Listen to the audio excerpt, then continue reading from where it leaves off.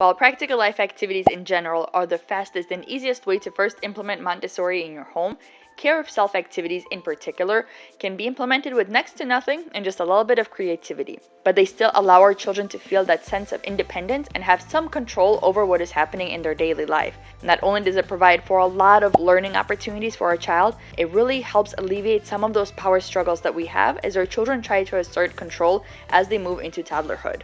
You will notice I got pretty specific with the types of activities that we can actually implement with our kids because it really can be that specific and that simple. If your child is not interested in choosing a whole outfit, maybe they're just interested in picking out the socks. But that still is a way for them to practice making a choice and have a say in what goes on their body. Maybe they're not even interested in making a choice just yet, but they are interested in bringing over their clothes and getting them all set up to get dressed. When you're helping your little one learn how to dress independently, it's really best to sit behind them so that whatever motions they see you doing with your hands are from the same perspective that they will be doing with their hands. And whenever possible, do try to do hand over hand as opposed to helping them, so that way they can feel what their little hands are supposed to be doing as opposed to relying on that extra force from an adult hand. A famous saying by Dr. Montessori is, never help a child with a task at which he feels he can succeed. As much as possible, allow your child that opportunity to practice and to struggle, and only lend the helping hand when they let you know that they no longer believe they can do it. The time when children become interested in some of these more complex tasks, like getting dressed, is going to vary child to child. And even if your little one does master getting dressed, some days they will want some extra help, and it's completely acceptable and totally developmentally appropriate to give them that helping hand. I always offer and encourage Stella to try doing it on her own first, and if she insists that today she would like some help, I go ahead and I help her. Putting clothes into the hamper or taking out your outdoor gear are some of the very first care of self tasks that we introduced, and they're the easiest ones to introduce because again, you don't need much except some creative ways to allow your child to have access to these items. The coat flip is a classic Montessori way to allow the child to get their coat on independently. We put the coat upside down so the hood is facing towards the child. They put their hands in the sleeves and then flip the coat over their head. The flip is the hardest part for them to master, so you'll see I'm still helping Stella pull it over her head. Now that we've taken out the extra padding in the coat and she's wearing lighter clothes on the inside, it's definitely become easier for her to practice. Once you're back inside, again, allowing the child to put their items back or unzip and unbutton their jacket are great ways for them to learn to care for themselves. Will these tasks take much longer now that the child is doing them on their own instead of having your help? Sure. But the more they practice, the more opportunities we give them to try these tasks and to really refine those movements, the faster they will be with time. Not only that, we're foregoing that power struggle of having to convince our child that we're going to put something on them. When the child is doing it on their own, or as much on their own as possible, they're much more willing to actually do this task. And yes, it does take some additional time, but more so than anything, it takes patience on the part of the adult to allow the child to really practice these care of self tasks.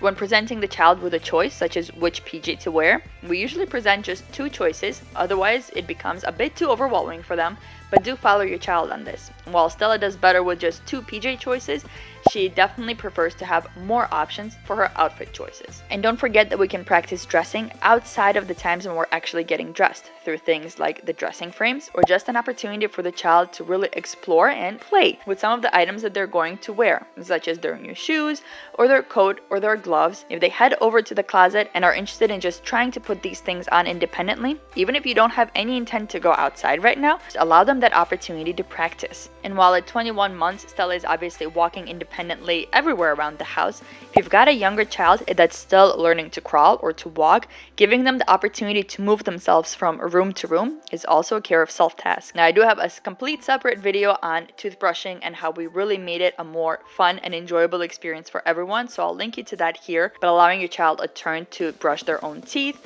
is also part of care of self, as is washing their little face. And this obviously carries over into bathing, so allowing the child a chance to wash their own body and wash their own hair. Or again, it can simply be as simple as getting the bath ready by putting their favorite toys into the bath. And of course, an opportunity to brush their hair. And when we're all done, don't forget to allow your child the chance to check on themselves in the mirror. And that can also naturally lead into using a Kleenex and a handkerchief. If your child is potty learning, you can allow them to have some independence in resetting that potty or choosing clothes if they do wet themselves. And if they're still in diapers, they can have the ability to throw that soiled diaper out. Hand washing is a big one. It's loved by most kids. It will take some time for them to go through all the steps of rolling up their sleeves, getting the soap, washing their hands, and then drying them off, and to be able to do these things efficiently enough to actually clean their hands. But introduce these again one at a time and follow your child's lead on which step they're actually interested in. If you're finding that hand washing has become a battle,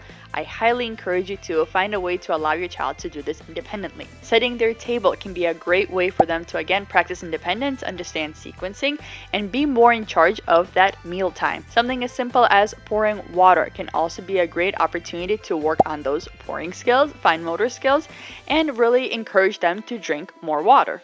And of course, we can't forget the chance to wipe up any spills that we make. You may also notice that your child picks up on certain tasks like placing a napkin on their lap without you specifically introducing how to do it. So just follow your child's lead on that and allow them the chance to practice that and access those items independently. Even something as simple as eating on their own. Whenever your child is interested in that and they're utilizing those utensils, that is again a care of self task. So is picking a snack. So again, I've talked about our little kitchen setup and our snack area in my previous video that I'll link you to. All of these opportunities for the child to take control of their life to whatever capacity you're able to offer them and they're interested in pursuing is a way for them to understand how to take care of themselves. As our kids become more and more comfortable in what they're doing and they're remembering more, they'll remember more of the steps, such as having to wash the snack before we're able to go ahead and chop it up. If your child is very interested in cooking, you can also introduce them to baking. I've talked about this a lot before on my channel, but something like cooking or baking or preparing a snack is much more than just having a chance to bond and to cook and have a final product to eat. There's a lot of wonderful sequencing, it's a lot of cause and effect, it's a lot of early math and science skills as well. And don't forget that every single part of that process can be a chance for care of self opportunity. Maybe your child isn't interested in most of the cooking process, but they're really fascinated with loading the dishwasher. So allow them a chance to do that. Maybe they're really only interested in getting in and out of their wagon when you go on a walk. Allow them the opportunity to practice that. And when you do go on a walk, allow them the chance to actually lead you in that walk and take control, at least for part of that walk. And it wouldn't be a practical life video without mentioning doing laundry, because being able to understand how the laundry process works for their own clothes or their own toys is also an opportunity to learn care of self. So I hope you found some interesting activities that your child may be interested in starting to explore care of self practical life opportunities. Until next time, I hope you stay safe.